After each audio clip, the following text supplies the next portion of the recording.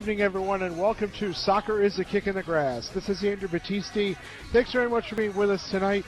In just a moment, we will have breaking news on the Rochester Lancers from Soccer Sam Fantuzzo. And at 7 p.m., Michael Garzi of the undefeated Rochester Rhinos will talk about the goalless draw against Charleston and the two important matches the team has this week at home against FC Montreal on Wednesday and in Toronto against Toronto FC2 on Saturday.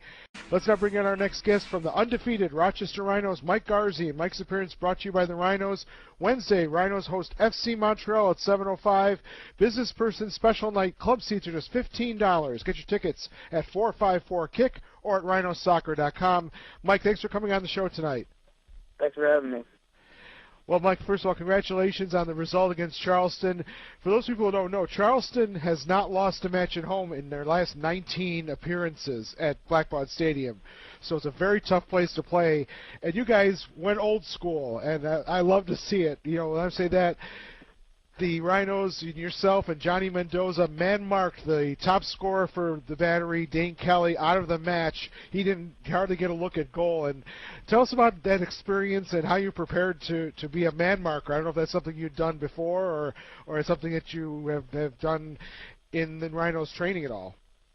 No, I've actually never man-marked anyone before, so it was a new experience for me coming into the game. But we knew that going in it was going to be hot. We were about to have a midweek game on Wednesday, and we wanted to make sure that we weren't expending all of our energy. Obviously, we were focused on Charleston for the game. We knew they were very good at home, and they were a very explosive team. Even when they don't have the ball, they're very good on the counterattack. So we decided to put together a game plan that would hopefully limit their chances going forward while also giving us the best opportunity to score.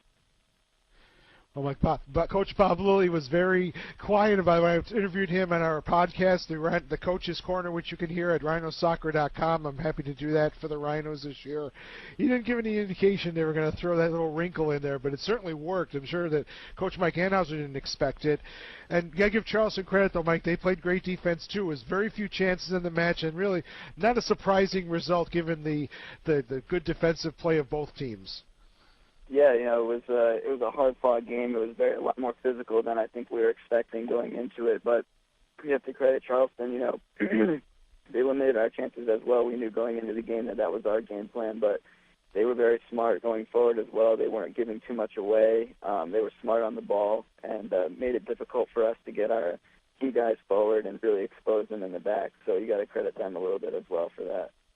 Just a little bit. They're an excellent team. They're in second place in the Eastern Conference. We'll be seeing them later in the season. So the old adage, Mike, is that if you win at home and you tie on the road, you're going to have a pretty good season. You guys are doing that. They're the only undefeated professional team in the U.S. right now. And does that put any additional pressure on you guys, knowing that you haven't lost a match this season and everybody, including FC Montreal and Toronto FC2 this week, are going to be gunning for you? You know, a lot of people have been saying that, and I feel like the guys have really been mentally focused the entire time we've been through this streak. You know, guys aren't really looking at every game like, you know, this is the game that it might happen. We're not looking at it like that. We're just coming in every game, focusing on the team that we're playing and trying to get 3 points every game. And at the end of the day, whether we end the season undefeated or not, that's going to put us in the best position to hopefully have a home playoff spot for the playoffs, which is obviously our ultimate goal going forward, and then hopefully at the end of the season winning it all.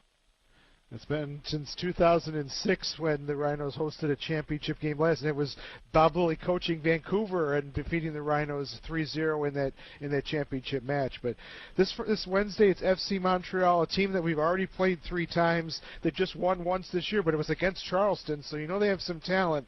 Do you expect to see anything differently from Montreal, or is it pretty much going to be, you think, the same kind of game plan they're going to have? I expect to see a very similar setup for Montreal. You know, we played them 3 times now, so we know the team very well.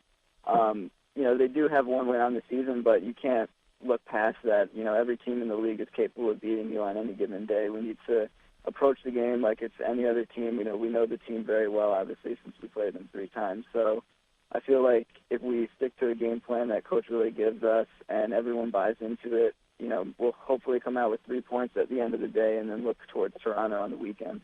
Yeah, Toronto's going to be a big game. It's one of their first matches in their new facility, the Ontario Soccer Centre in Vaughan, Ontario, which is north of Toronto. They're not playing at BMO Field anymore. And they've got about 10 matches at home coming up. So a team that tied the Rhinos 0-0 in their last encounter. So they certainly have some talent on that team, and they're going to be tough to beat.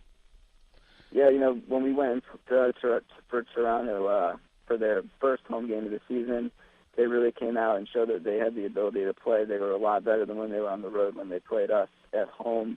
You know, they have a lot of players that can hurt you in a lot of different ways, so we need to make sure, just like when we were in Charleston, that we're keeping those guys under control. Everyone's connected throughout all 90 minutes, and everyone's heads on a swivel for runs coming through. They're very dangerous through the midfield getting forward. So it's definitely a game that we're going to, you know, we're looking forward to playing, and hopefully we can get another 3 points on the road and keep the streak going.